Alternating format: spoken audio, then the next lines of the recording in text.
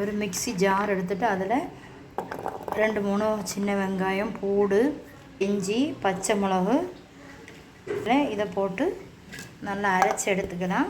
1 table spoon வத்தல் மிளகு பொடி, 1/2 டேபிள் ஸ்பூன் வந்து சோம்பு, 1/4 டீஸ்பூன் வந்து மஞ்சத்தூள், 1 டேபிள் ஸ்பூன் வந்து சால்ட்டு, இதை போட்டு 1/2 டேபிள் ஸ்பூன் வந்து கரம் மசாலா, ஆயில் விட்டு நம்ம அரைச்சி எடுத்துக்கலாம். நம்ம அரைச்சி எடுத்துட்டோம். மசாலாவை போட்டு நல்லா தேய்ச்சி பிடிக்கலாம்.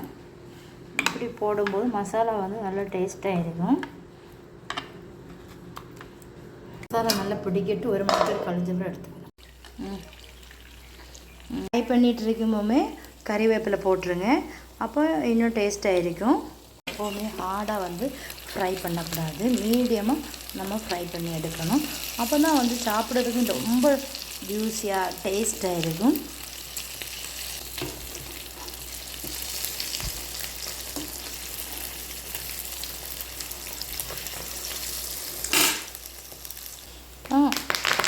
கறிவேப்பிலை எவ்வளோ தூரம் போடுவோமோ அவ்வளோ தூரம் நல்லா மணக்கும். ஃபிஷ்ஷு சாப்பிட்றதுக்கு சூப்பராக இருக்கும்.